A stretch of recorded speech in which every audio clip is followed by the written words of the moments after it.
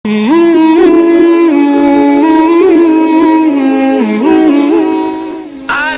boleh solat duha berjamaah? Buka kitab Majmu' Syarah Muhadzab.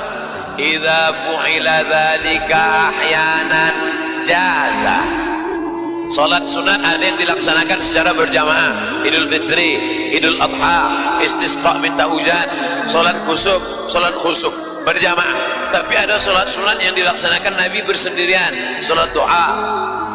Tapi yang dilaksanakan bersendirian ini, idza fu'ila dzalika ahyanan jaza. Kalau dibuat berjamaah ahyanan, sekali-sekali boleh. Kalau dibuat tiap hari tak boleh. Dibuat sekali-sekali. Penuntut ilmu diajar untuk mengajarkan, pensyarah mengajak pelajar-pelajar untuk melaksanakan solat duha berjamaah. Penuntut-penuntut, esok kita solat duha berjamaah. Saya nak ajarkan bagaimana solat duha yang baik. Ahyanan jaza, boleh. Begitu kata Imam Nawawi. Adakah boleh kita tak bermazhab? Mari kita kembali kepada Quran dan Sunnah. Jangan lagi ikut-ikut ulama mazhab. Imam Syafi'i balik ke Quran, Imam Maliki balik ke Quran. Kita pun manusia sama dengan Syafi'i dan Malik. Kita balik saja ke Quran dan Sunnah. Bila ada pensyarah yang berbicara seperti itu, berarti dia imam mazhab yang kelima. Saya tak sanggup balik ke Quran dan Sunnah, sebab Quran ni bahasa dia. Imam Syafi'i belajar bahasa Arab berapa lama? Belajar bahasa Arab di Bani Hudzail 20 sana, 20 tahun baru boleh dia memahami. Kita pula belajar bahasa Arab 16 kali jumpa. Itu pun kadang kita lambat, kadang pensyarah lambat, kadang sama-sama lambat. Macam mana kita boleh faham? Abdul Samad yang jahil, yang tak faham Quran, tak faham Sunnah, maka saya mengikut ulama. Yang menyuruh saya ikut ulama ni siapa? Allah. Fas'alu ahla dzikri in kuntum la ta'lamun. Ulama yang saya ikut tu namanya Muhammad bin Idris Asy-Syafi'i. Maka saya bermazhab Syafi'i. Dalam akidah pula susah. Ada Quran, ada hadis, ada ijma', ada qiyas, ada syar'u ma qablana, ada nasih, ada mansukh, ada taqyidul mutlaq, ada takhsisul am, ada am, ada khas. Saya tak faham, maka saya rasa tak faham. Yang paling selamat adalah ikut ulama. Saya ikut Imam Nawawi, saya ikut Imam Suyuti, saya ikut Ibnu Hajar Al-Asqalani, saya ikut Imam Muhammad bin Idris Asy-Syafi'i, saya ikut Imam Ar-Rafi'i, saya ikut Imam Al-Mawardi. Maka yang paling selamat adalah mengikut ulama.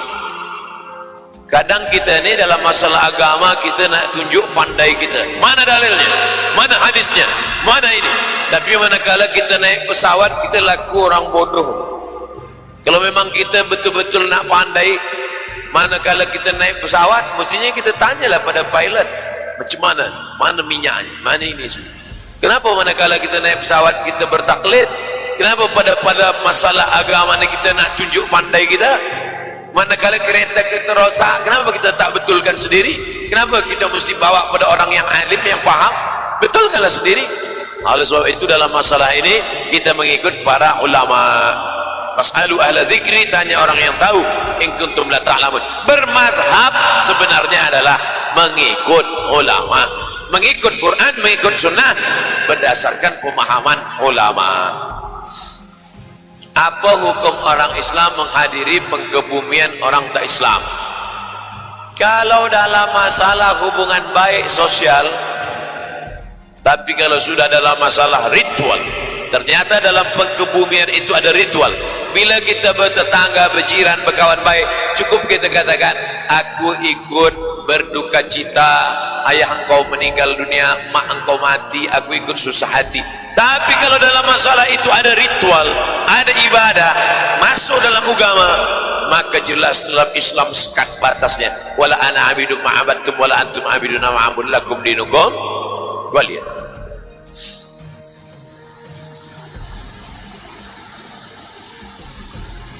Tak habis-habis. Apa hukum mendahulukan orang lain untuk berada di saf pertama salat? wa yu'siruna ala anfusihim walau kana bihim khasasah. Di antara akhlak Islam namanya ithar. Ithar itu apa? Lebih mendulukan orang lain daripada dirinya sendiri. Ada air minum, mana yang lebih kita dulukan? Diri kita apa orang lain? Orang lain kita dulukan. Minumlah tuan, nanti aku bagi, tapi jangan kau habiskan ya, lebih dulu. Tapi dalam masalah ibadah tak boleh isar. Ibadah tak boleh isar. Nah, ini sekarang banyak orang isar dalam ibadah. Dalam ibadah kalau ada saf depan, kita maju depan. Rupanya kita segan, sebab yang sebelah ni cikgu kita, tuan guru kita. Mungkin ada adab. Tapi kalau sesama, maka tak ada isar dalam masalah ibadah. Maka dulukan. Karena ibadah ini adalah afdal. Kita cari afdal. Dalam isar ini hanya dalam masalah akhlak, dalam masalah makan. Sahabat Nabi dulu, bila ada makanan, dia bagi ke satu, dia bagi satu, dia bagi satu, dia bagi satu. Berpusing makanan itu, berputar, berpusing makanan itu hingga sampai pada yang pertama, baru dia makan. Begitu.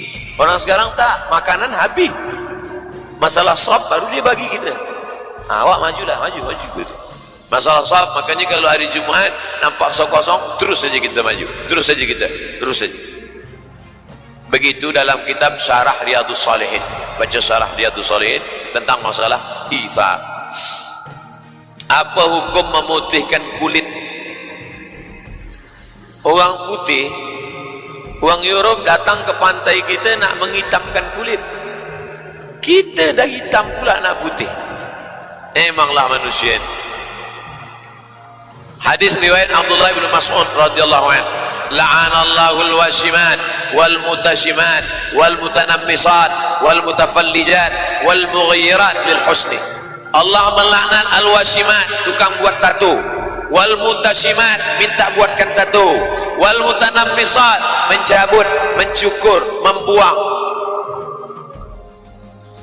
wal mutafallijat, mengubah-ubah gigi, wal mughayyirat, merubah lil husni, untuk cantik-cantik. Sebenarnya yang mengatakan cantik ini bukan orang lain, setan.